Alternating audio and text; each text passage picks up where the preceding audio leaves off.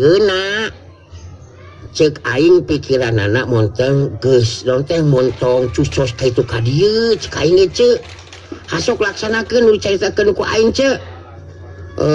Terus kieu cek kumaha aja kasih nangling. Engke mu juragan ojing salaki maneh hayang panggih jeung aing datang we ka tepas anu itunya ajakan sina ka tepas. Pan aing jeung si Aki jeung Sukron aing di tepas nya nya. Tapi nah bakal kuatin gitu lempangna ya. Mana masih ganu percaya ka aing anjir. Si Ece mah pasti kuatin atuh cek. Apaan cek aing ge si Kang Sukron aya anu hayang diomongkeun ka salaki maneh anu matak ngobrolna di tepas. Meus montong loba tanya laksanakeun caritan aing cek. Nen empit harita terus asup ke jero kamar sedengkeun Aki Wani harita diajakan ka tepas ku Jaka Sinangling. Sanggeus ngalaksanakeun parentahna Jaka Sinangling beres diseka jeung diganti bajuna bener we harita juragan ojing lilir tina sarena. Nen empit diuk dina sisi ranjang bari neuteup ka salakina terus nyarita. Kumaha Kang Ojing? Masih kena anu kerasa kumaha leuheung Kang? Juragan ojing ngoneal hudang terus diuk dina luhur kasur geus kitu ngagerak-gerakeun sapasang leungeunna. Neuteup ka Nen empit pamajikanana terus nyarita di barung jeung saleutik. Akang jadi aya tanagaan deui Nyai. Malah kasakit jeung ka nyeri teh bener-bener cager leungit Nyai.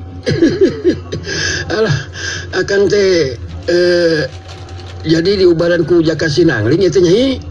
Mun janten kumaha di Kang Ojing make naruskeun kitu sagarupi.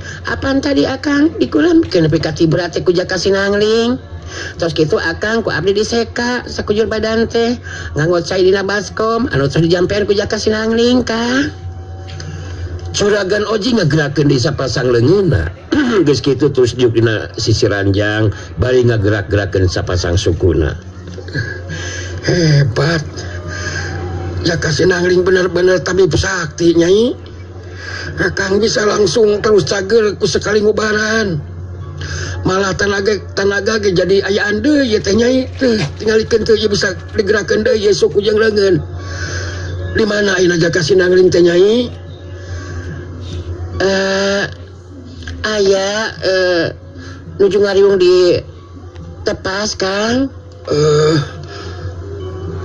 Baturan atuh Akang urang ka tepas we namanya Akang hayang nepungan Jaka Sinangling sakalian rek nganhunkeun kana pitulungna Nyai. Jaka Sinangling bener-bener tabib sakti. Hayu gondeng Akang Nyai bisi lieur. Nah tos kiat kitu mapana ieu teh Kang? Ya urang cobaan we Nyai. Anu jelas ka sakit jeung ka nyeri geus leungit. Malah tanaga ge ayaan deui Nyai. Teu nya. Ye suku bisa digerakeun deui. Hayu urang ka tepas wae nama Nyai. Juragan ojing harita digondeng ku Nen empit saterusna harita muru ka tepas. Geus tepi ka tepas harita juragan ojing jeung Nen empit dariuk ngarendeng dina kursi panjang. Jaka Sinangling neuteup ka juragan ojing terus carita. Kumaha geus leungit ka nyeri jeung kasakitna ieu mah juragan ojing? Kadelehna ku aing mah geus aya tanaga deui aya mah. Bener teh? Bener Jaka Sinangling.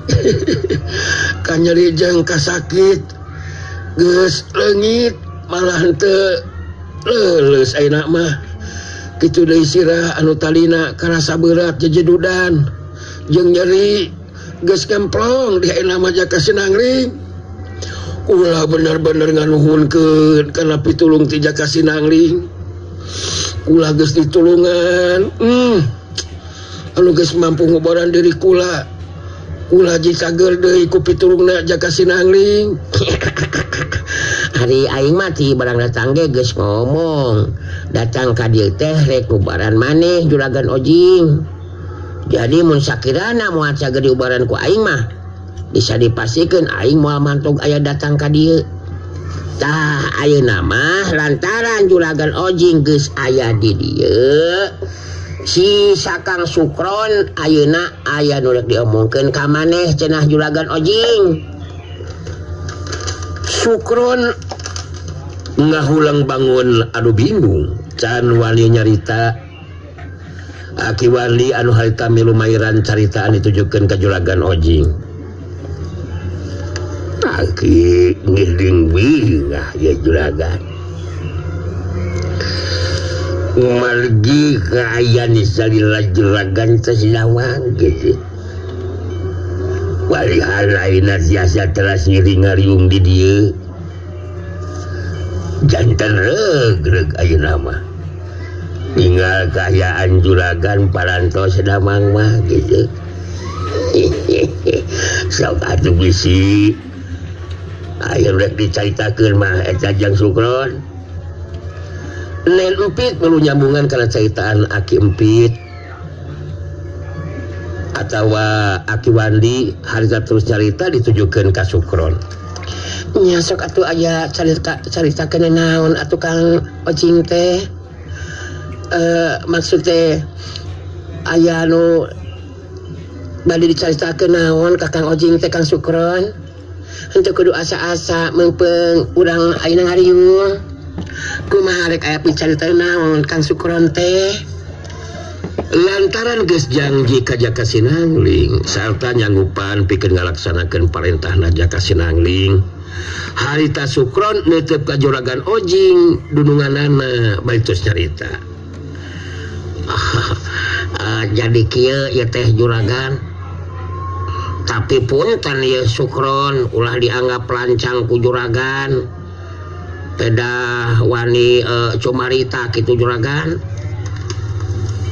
Ojing malas tetepan Sukron bari nyarita nya sok cikar rek ngomong naon Sukron teh ka diri kula sok ulah bari minang ngahulang kitu atuh Kron kumaha aya picarita naon hasok jelaskeun. Jaka Sinangling ngareret ka Sukron terus cerita. Hasok caritakeun ku maneh Kang Sukron. Aing jeung si Aki terus si Ece ayeuna milu nyaksian ya. Maneh mah ongkoh hayang disebut jago anjir ah. Tapi pehul peot hulu maneh mah. Maneh teu kudu asa-asa. Teu kudu sieun atawa karagok. Nyaritakeun jadi dunungan. Ka aing jadi kesel anjir. Rese kitu rek nyarita teh maneh mah anjir handikaplok ku aing ha. Aduh jadi kieu ge teh juragan.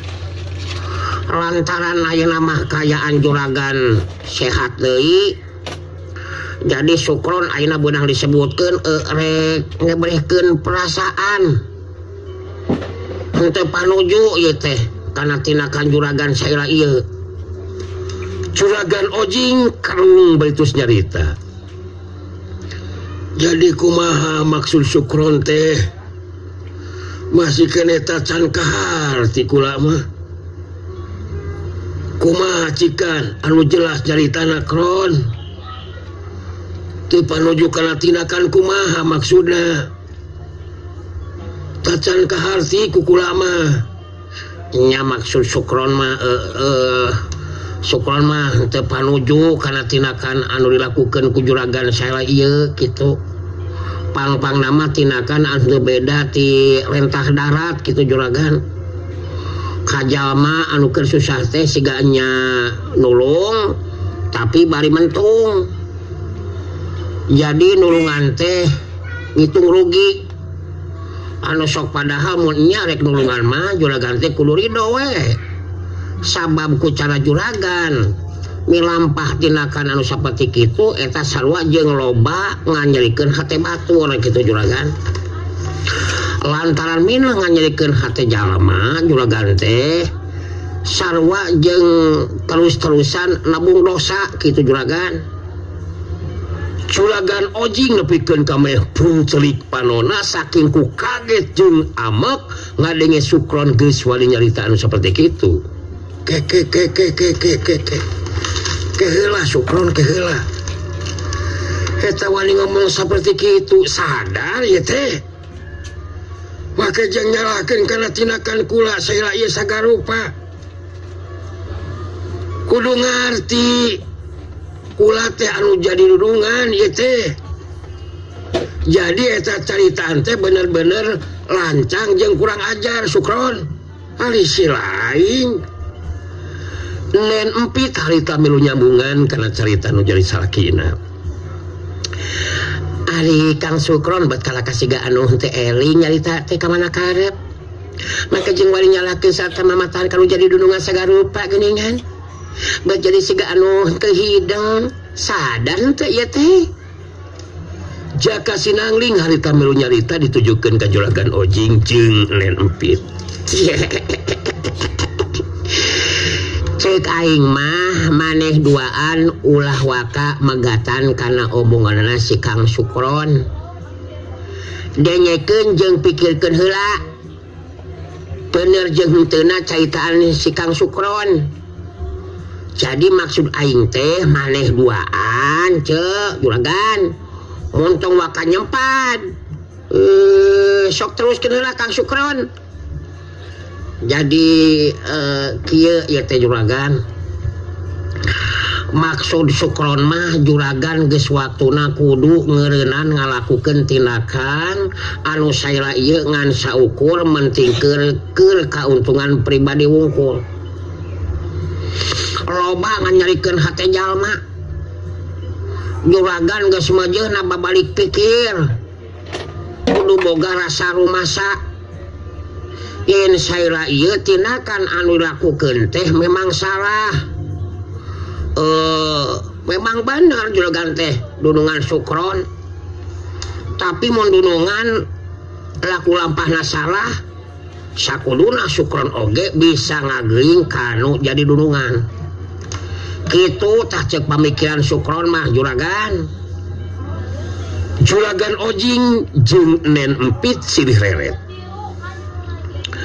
Bubuh rek teu kaget kumaha Sukron wani nyarita anu saperti kitu. Beungeut Juragan Ojing jadi nyiap beureum nanakeun amek. Kasinggung ku caritaan Sukron. Harita Juragan Ojing muleleng ka Sukron bari nyarita. Iraing bener-bener lancang jeung kurang ajar Sukron. Kanu jadi nunungan wani nyarita saperti kitu sia teh. Terus terang dewe kasinggung ku eta caritaan ilaing Sukron. Ngeunaan tindakan anu dilakukeun ku dewek saya ieu eta mah tanggung jawab dewek Kron. Si laing ilaing salaku jalma anu ngadunungan henteu boga hak make jeung rek ngageuing terus mamatahan sagarupa ka dewek. Mun sakirana geus embung ngadunungan ka dewek geus henteu kudu loba carita. Eureun we rek eureun gawe mah masih keleh loba jago anu harayangeun ngadunungan ka dewek. Dewek henteu bisa narima kana eta caritaan ilaing Sukron. Nen empit milu nyambungan karena caritaan anu jadi salakina.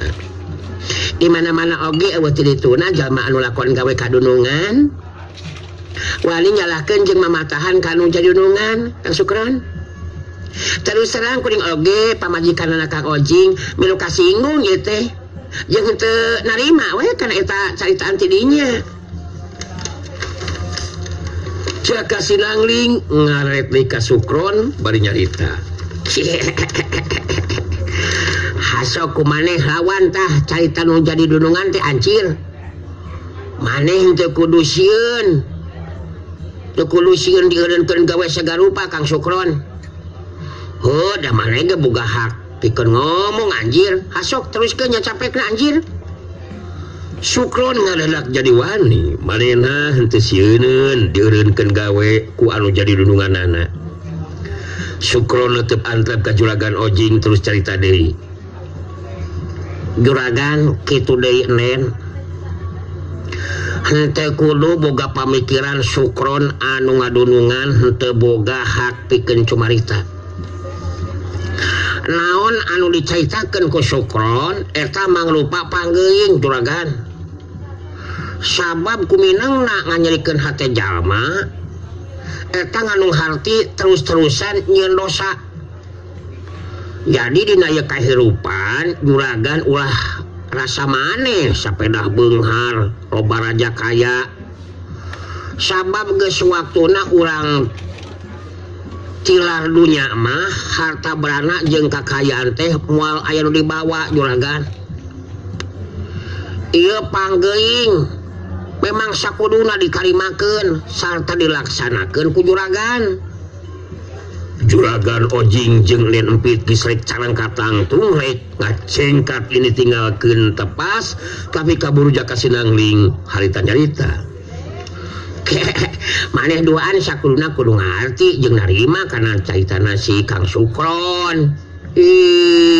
Sabab nu diomongkeun ku si Kang Sukron teh memang kanyataan anjir. Jadi sakuduna mah maneh duaan teh kudu ngarasa rumasa karena tindakan anu geus dilakukeun saira ieu ku maneh juragan Ojing. Jadi kieu we ya jeung aing mah ya mun maneh henteu ngaku jeung rumasa sarta teu narima kana caritana si Kang Sukron ayeuna keneh oge maneh bakal langsung geuring deui anjir. Datang deui ka nyeri jeung ka sakite percaya ka aing anjir. Maneh geus moal bisa cengkat nangtung acan. Sok we rasakeun ku maneh juragan Ojing. Nen Empit ngareret ka salakina. Sedengkeun juragan Ojing kerung bari ngahuleng sabab dadak sakala harita kasakit jeung ka nyeri anu geus cager teh harita jadi karasa deui malah jadi terus leuleus teu boga tanaga. Rek cengkat nangtung ge teu bisa ningali kana eta kayaan harita Aki Wandi milu cumarita ditujukeun ka juragan Ojing jeung Nen Empit.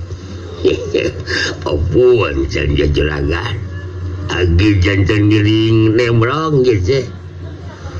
Lupi lama ayeun lama kantun kumaha saira juragan we. Anu jelas naon anu dicaritakeun lambe kupul intu jaka sinagli. Eta maka janten kanyataan juragan. Semut bangga we laraoskeun eta mah.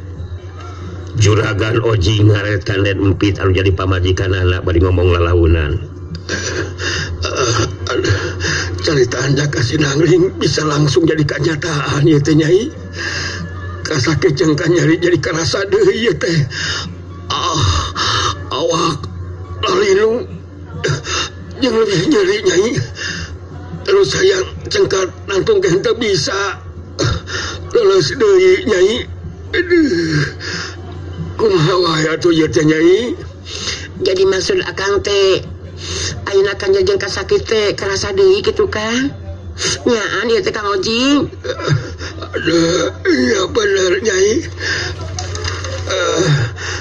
Kenaon akang ngabohong.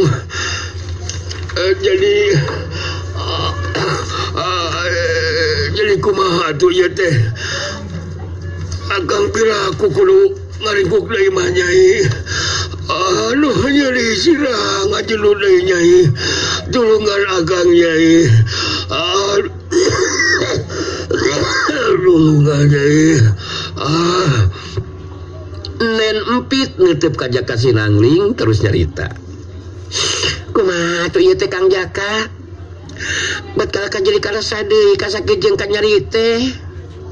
Nah aku naon buat kalaka aya kejadian kieu ieu teh Jaka Sinangling. Jadi bingung jeung teu ngarti teu mah ieu teh Jaka Sinangling. Apaan tadi ku aing geus diomongkeun ceuk. Mun salaki maneh teu rumasa jeung teu narima kana caritana si Kang Sukron, mangka salaki maneh bakal langsung geuring deui ceuk aing oge, bahkan leuwih ripuh. Sok rasakeun anjir. Tamun geus kieu mah aing ge mah bisa ngubaran. Juragan Ojing neuteub ka Jaka Sinangling bae terus nyarita ka lalaunan. Geus langsung leungit ka amba ka Sukron mah sigana teh. Piraku ulah rek diantepkeun moal diubaran deui atuh Jaka Sinangling. Ulah nyarita kitu Jaka Sinangling.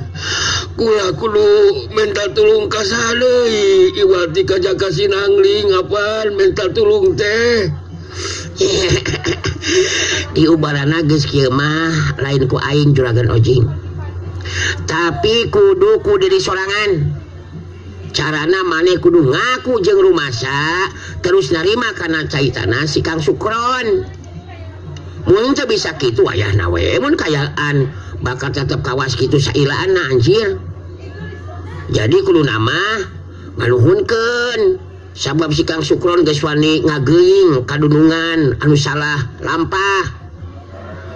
Jadi kali tinggal kumaha maneh we ayeuna mah Juragan Ojing. Aing mah teu kucampur anjir ah. Juragan Ojing ngahuleng len empit ngaret ka salakina anu diuk di gigireunana terus nyarita. Kumaha atuh Kang? Itu geuningan Sep Jaka Sinangling oge. Jadi ayeuna mah kaputusan aya di Kang Ojing. Hari abdi mah teu gaduh kakuatan naon. Janten teu langkung Kang Ojing we eta mah. Mun anu kedah diemutan teh upami salamina kawas kieu mah mohon bade sahadi anu tiasa nulungan atuh Kang. Juragan Ojing akhirna mah jadi ngarti kana caritana Jaka Sinangling. Geus aya deui pilihan sejen pikeun dirina kajaba ti kudu nurut kana caritana Jaka Sinangling. Neuteub ka Sukron harita Juragan Ojing terus carita. Kula bisa ngerti serta bisa narima karena ceritaan Sukron. Memang benar kula rumasa saila iya geus salah lampah kula teh. Memang geus waktuna kula kudu ngeureunan tindakan anu saukur mentingkeun diri sorangan sarta mina nganyerikeun hate ka jalma anu sejen. Malah syukur we nu aya sabab Sukron geus bisa ngageuing anu jadi dunungan. Anu jelas eta caritaan Sukron teh katarima ku dari kula. Itu tah Kron.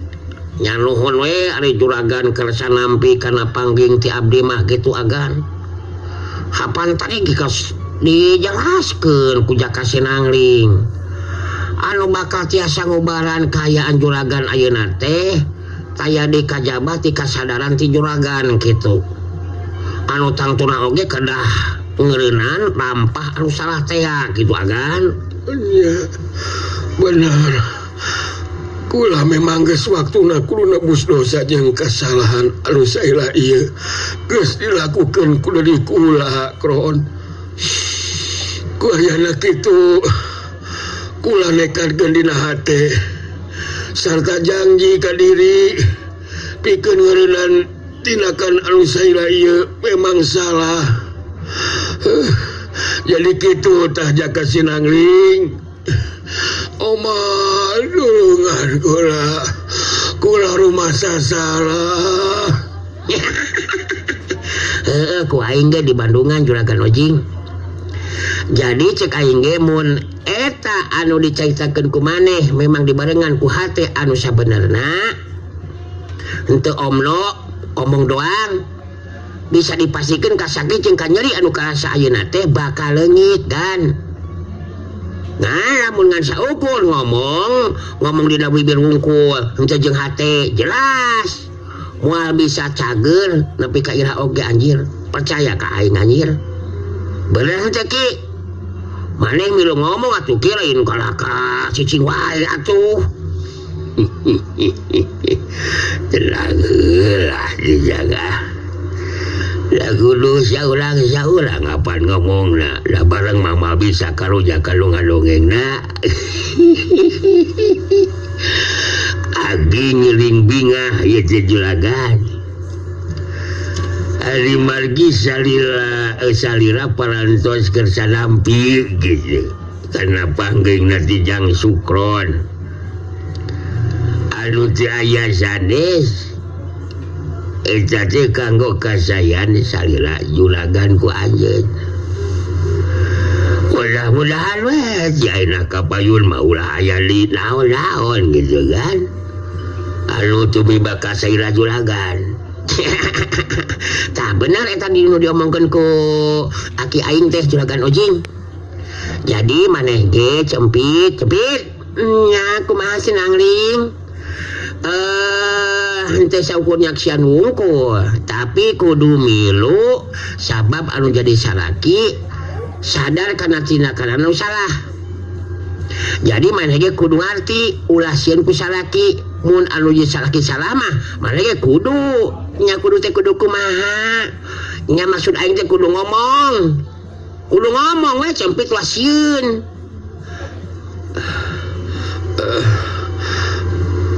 Tak gitu Nyai nya eta carita teh jaka sinangling ku ece tang teu bakal diperhatikeun sarta dicatet dina ingatan nya ari ece mah nganuhunkeun we sabab ku tepungna jaka sinangling tetelah teu sakadar ngobaran wungkul tapi aya hasejena anu eta kaayaan teh keur kahadean kulawarga ece gitu. Halus tah ari maneh ngarti mah cempit. Jadi keur maneh mah juragan Ojing cek aing ge mun embung geuring ripuh deui degen ye bungan aing kari nekarkeun dina hate sarta buktikeun ku tindakan anu bener.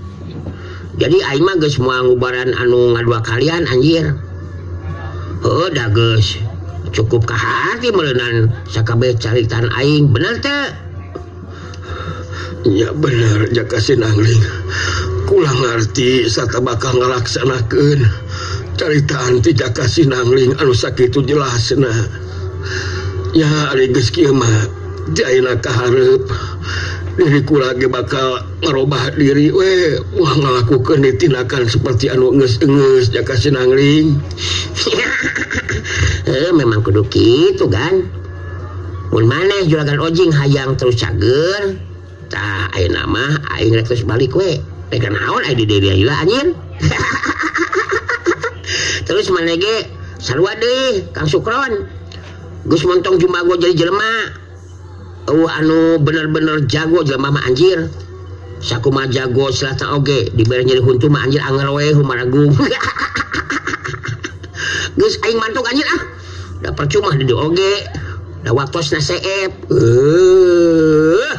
hanya kapisan para cakra atunya pidangan dongeng Sunda Dora-dori nu ngabantuin judul Sinangling Asih Sumanding kanggo dinten ieu urang cekapkeun heula mung duit ka dieu hatur nuhun tina sagarupi perhatosanana enjing urang lajengkeun ya Dori enjing seja neraskeun carita terasanana anu neme ya enjing langsung di pasar BTM Kiara Condong sakitu tiasa kasangakeun ampun para nu disuhun wening galih nu dipameri hampura nu ditedak wilujeng liburan baraya. Wassalamualaikum warahmatullahi wabarakatuh. Geber bray.